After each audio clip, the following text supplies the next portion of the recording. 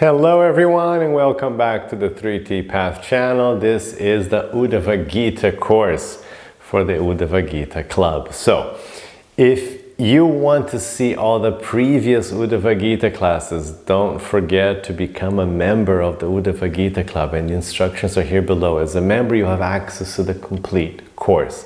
Now, what we are now doing in the Uddhava-gita is a wonderful section. It's the teachings of Guru Dattatreya. And his teachings are especially wonderful because he learns from observing nature. So it's wonderful to see like this amazing ability to take deep spiritual lessons from everyday things in life, in nature. And today we'll see an amazing verse that he describes about detachment that he's learned from the wind. It's one of my favorite, I think it's my favorite verse for understanding and applying detachment in my life. So we'll see about the wind and also the spiritual instructions he got from observing the ether, the sky. Okay, so this is now verse 40 of the 7th chapter of the 11th canto of the Srimad Bhagavatam. So this is how it goes. Even a transcendentalist, and of course this is Dattatreya speaking to the king who's asked him to brief him, to give him instruction, spiritual instruction. So he says, even a transcendentalist is surrounded by innumerable material objects which possess good and bad qualities. However, one who has transcended material good and evil should not become entangled even when in contact with the material objects. Rather, he should act like the wind. And I will explain this. You know what I'm going to do? I'm actually going to jump to the next verse and then come back to this one to read the beautiful purport that comes with this verse. So let me just jump to the next verse so you're not held in suspense trying to understand this. So verse 41. Although a self-realized soul may live in various material bodies while in this world, experiencing their various qualities and functions, he or she is never entangled, just as the wind, which carries various aromas, does not actually mix with them. So let's go back now to verse 40. So those are the two verses together. Let's understand it now. So this is why I love this verse. It makes so much sense. Think about the wind, right? You're walking in the streets and the wind comes through some horrible, dump, and so you have this dumpster, like just nasty smell, I got a terrible smell, But then the wind goes on, it continues. That same wind that brought you that horrible smell from some bathroom or from some overflowing dumpster, that same wind will continue and not hold that smell, that aroma any longer. And that same wind might then, at some other point, pick up somebody's wonderful perfume and bring that to you. Or the wonderful perfume of a flower, and bring that to you. Of eucalyptus forests, and bring that to you. And then it will continue and go on. And it won't hold that good one either. It won't hold that good aroma. It won't hold that bad smell. It's detached, it's just flowing through. And sometimes the wind can't help that it has to flow through a smelly place. Just as it can't help that it has to flow through, a fragrant place. That's just the way life is. I love that. That detachment, just the wind is just flowing. And just like that, you're just flowing. We're just flowing through life. And sometimes things are inauspicious, sometimes things are auspicious. Sometimes we flow through life and we get to, we have to be around horrible people. And sometimes we're around wonderful people. Sometimes we're in a horrible place. Sometimes we're in a wonderful place. You know, good and bad material qualities are everywhere throughout the day. But we are just flowing through, just like the wind was flowing through. Those things aren't us. We don't have to identify with those things. We don't have to identify. The word is become your identity. You're just flowing through. Is this what it is now? And you're actually not even material at all. Just as the wind isn't made of those smelly particles in the dumpster. It's not made of rotten flesh and fish and cabbages or whatever. It's not made of that. The cabbage is made of cabbage and the fish is made, but the wind isn't. So the wind just went through that and yeah, it picked that up, it carried that for a little bit. But the wind itself isn't made of those things. It's detached. And again, the beautiful aroma and the perfume, the wind isn't made of perfume. It just had to, we went through that, and so for a little while it had that characteristic. But it's not that. It's detached from that. And just like, and we are just like that. We are not anything material. I'm not this body. I have nothing to do with this body. I'm just going through it now. I just picked it up for this brief moment called this incarnation. I've picked up this body. And just because I'm in this body, it's being dragged by karma to these different things, and I have to, I come across some people, that person, this place, that place, this situation, that situation, I'm just being dragged, just like the wind is pushed around through this place, to this park, to this alley. So just the same, you're being just dragged around, you're just being taken here and there, but you are none of these things. You are not the body, you're not the place where you're at, you're not the people who you're with, you're not the things you're in contact with. You're something completely different, just like the wind is completely different from the aroma and the smells and the aromas it's carrying. I just love that. This verse really helped me understand this concept of detachment. I hope it was useful for you too. So let's read the purports now. I'm going to read the purport now to the previous verse, verse 40. So, we should act like the wind. So the purport, the wind is the external manifestation of air, whereas prana is the internal manifestation. When the wind passes over waterfalls, it carries sprinkles of clear water, and this becomes most refreshing.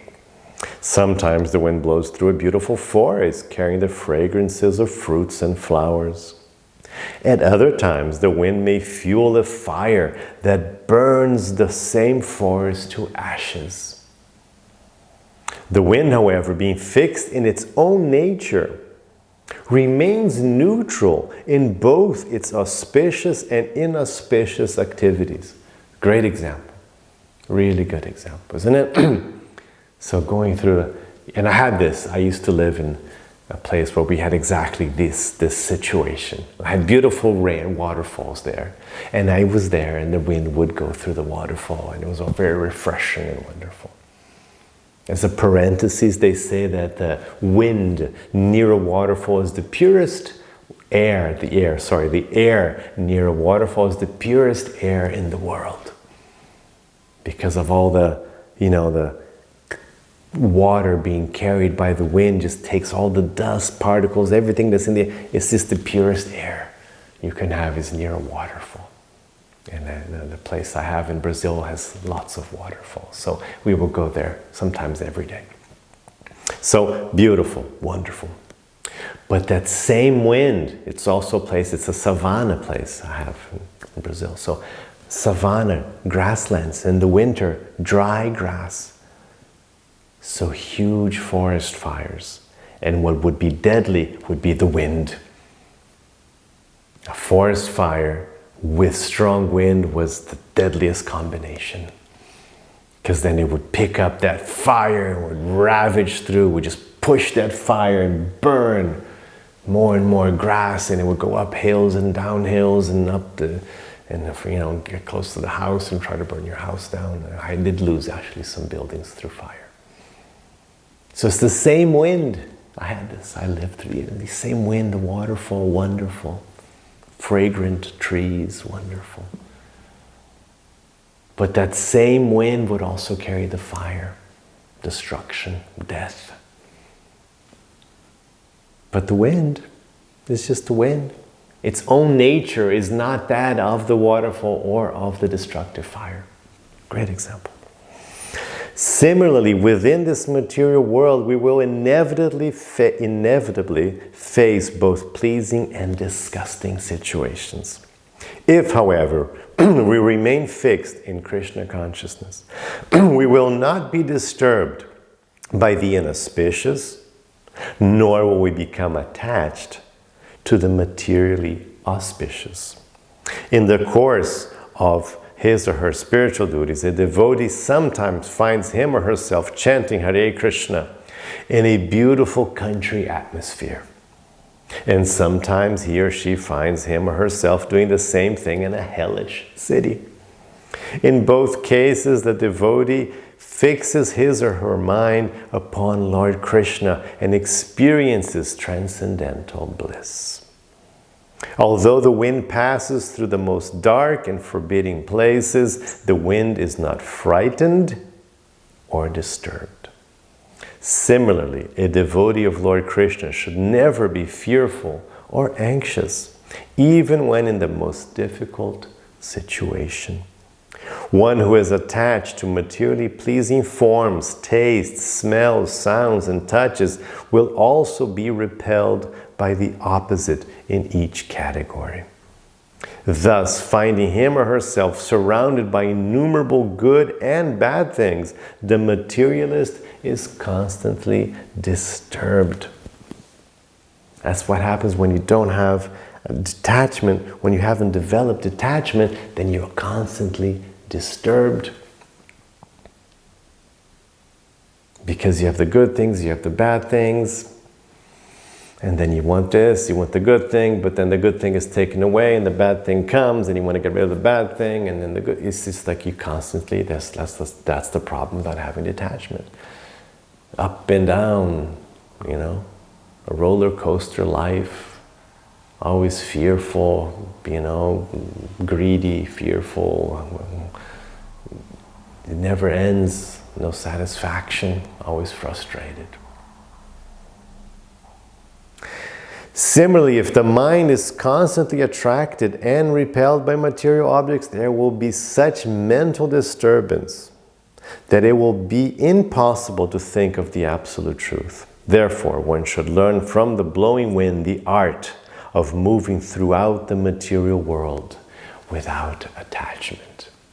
It's great, isn't it? And whenever you see the wind, and you have the wind every day in your life, when you feel the wind, you say, Guru Wind, please, this is his Guru. The wind is Dattatraya's Guru. Remember, he says, my 24 Gurus. He used the word Guru. So the wind can be your Guru now. The wind's all over the place, teaching you this most valuable lesson of detachment. So now, as you go through life and you feel the wind, you can say, Jai Guruji, please teach me detachment. Please, you just reinforce this teaching. Let's remember this class. Remember these verses. Wonderful. So now, let's read the purport to verse 41. Although we experience the wind as fragrant or foul, depending on the aroma it carries, the wind does not in fact change its actual nature. Same concept. Similarly, although we regard a particular person as strong or weak, intelligent or retarded, beautiful or homely, good or bad, the pure spirit soul, who is the actual person, does not really possess any of the qualities of the body, but is merely covered by them, just as the wind is covered by different aromas. So this is also a wonderful, very important spiritual lesson from the wind. wonderful because we get caught up in thinking of people in terms of their material qualities. You know, like they said, intelligent, not intelligent, beautiful, not good looking, you know. And actually, that's not it at all. That person is neither good looking, it's nothing like that at all. Because that person is by nature something completely different, an eternal soul. The real person is an eternal soul. And whatever qualities I may have, or that you may have, they're just passing, they're just temporary. Again, just like the smell that the wind is carrying, completely temporary. Not at all the nature of the thing itself. Whatever qualities we have, it's not who we really are. It's just what just happens to be on us now, just as the aroma is on the wind. It's not the wind. And your qualities are just on you, but are not you. You're not these qualities. You're not these things. They're just on you. Very important. This is wonderful. Really is one of my favorite gurus of Dattatreya is the wind. Really, there's some really great, there's some amazing ones coming up, but this one's really good.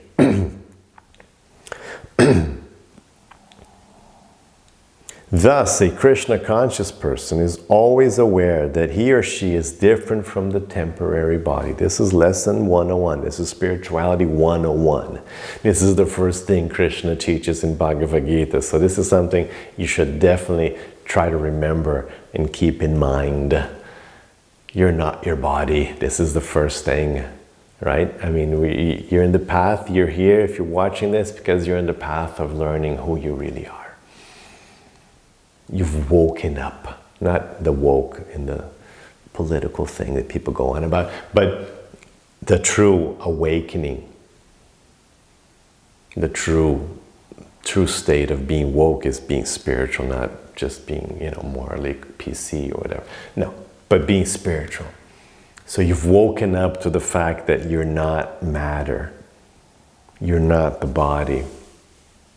So the first thing is you're trying to, who am I? You're trying to find out who you are, identity. So that's what the first thing Krishna teaches is, look, your real identity, not your body. You're an eternal soul, always existed, will always exist. You're not the body. So the wind is teaching us this very important lesson. We're not the body. We may be carrying these characteristics of the body, we're carrying the body itself, but we're not the body. Very important. He or she experiences the various transformations of the body, such as childhood, adolescence, adulthood, and old age.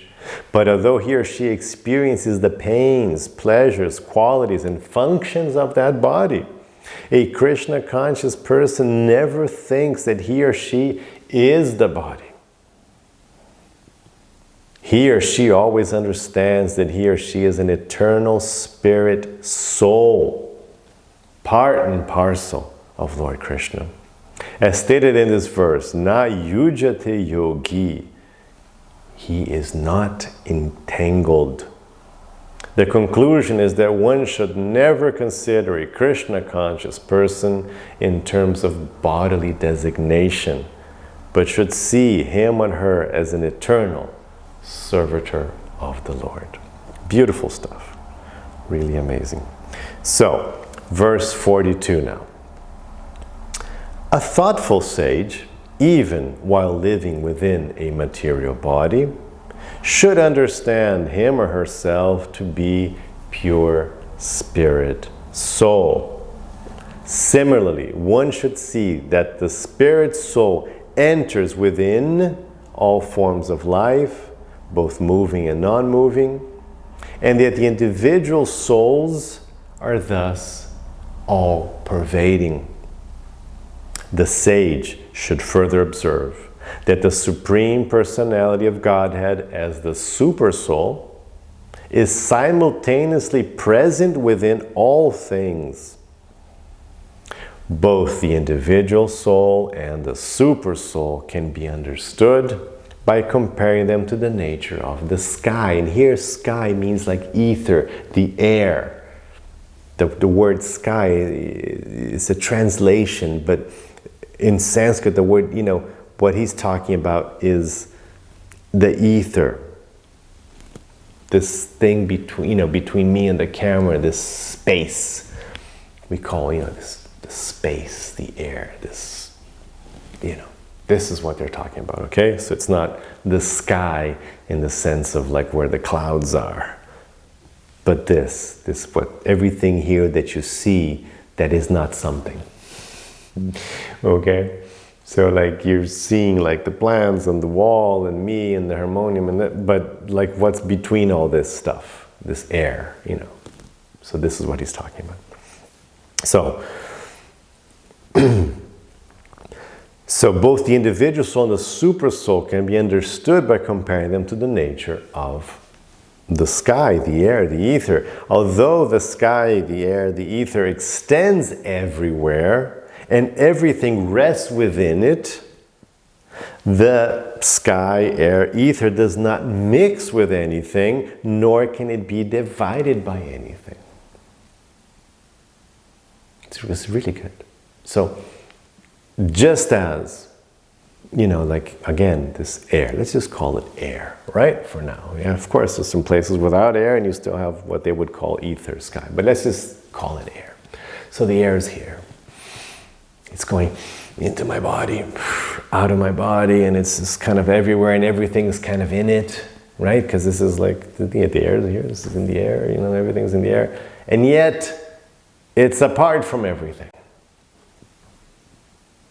This isn't air, right? This is harmonium, this isn't air, this is my computer, so the wall, so it's in it, it's within it, and it's not it.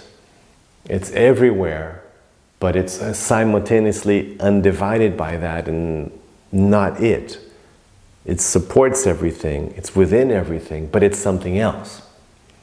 So this is a great way to understand the Brahman, this concept of God, this aspect of God that pervades everything. The Brahman. So the Brahman is just like this energy, the light of God.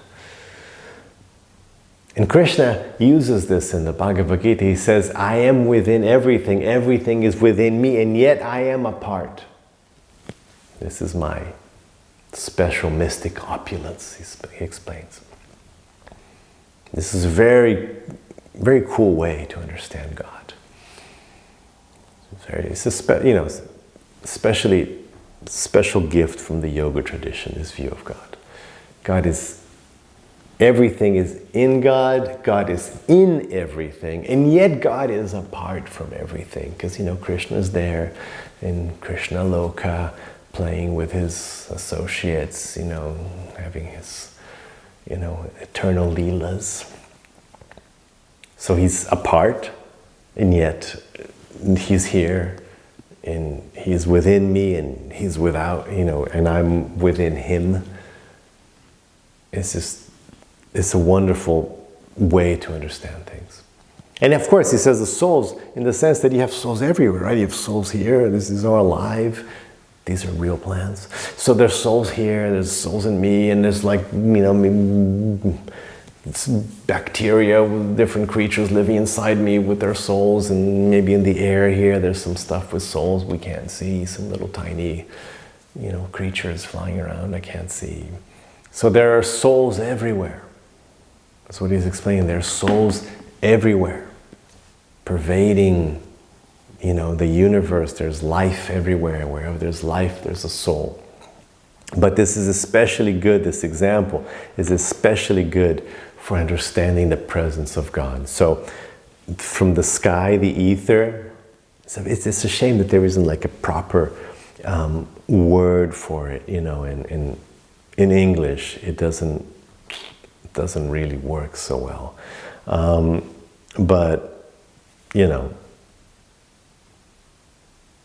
yeah, it doesn't. But sky, it's translated as sky, but air, I like ether. Ether's not, ether's not very scientific, but it's, just this thing, the thing which everything is situated within. That's why ether is good, ether is like. So, and you can see God like that. Purport. Although air exists within the sky or space is different from air. Even in the absence of air, space or sky is present. That's why, air doesn't work as a translation either, because in the absence of air, you still have this thing called sky or, space. So again, ether. All material objects are situated within space or within the vast material sky, but the sky remains undivided, and although accommodating all objects, never actually mixes with anything. So there's these 2 points. It's everywhere, it's in contact with everything, and yet it doesn't mix with it. It's not like, gradually like ether is, like things become, they mix with like the air, sky, ether. No, they're separated. And they remain separate even though in contact. In the same way, one can understand the situation of both the individual soul and the supersoul. The individual soul is all-pervading because there are innumerable jivatmas which enter within all things. So when we say that the jiva is all-pervading, it's because there are souls everywhere. There's unlimited, like a nearly unlimited number, infinite number of souls everywhere. So that's how they're all-pervading. Not that me, soul, is all-pervading. I'm only here. I don't know what you're feeling. I'm not in your body. I can't tell what's going on at all with you because I'm here. I'm not all-pervading. I'm not there at the same time. I'm just here. I'm not even in the room next door. I'm just here. But there are souls there, and there are souls there, and that's how they're all pervading.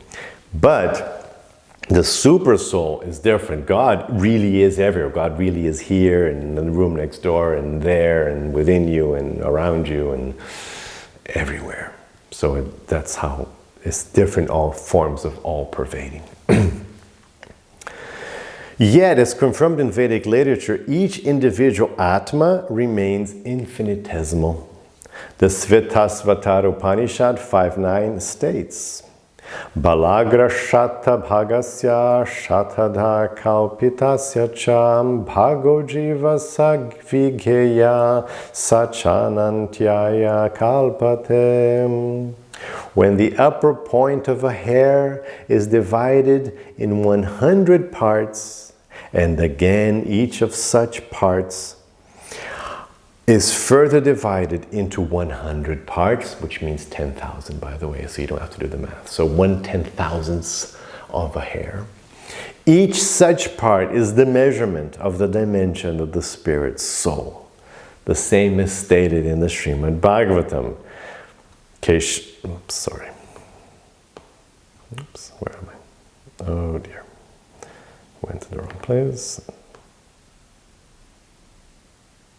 Keshagra Shata Bhagasya Shatam Shadri Shatmaka Jiva Shukshma Swarupoyam Sankyatito Ichitkanam. There are innumerable particles of spiritual atoms which are measured as 1/10,000th of the upper portion of the hair. So that is this idea. I don't know how much you have to put, like what does it really mean to measure a soul in terms of like material dimension? But for what it's worth, if somebody were to ask you, so how big is the soul?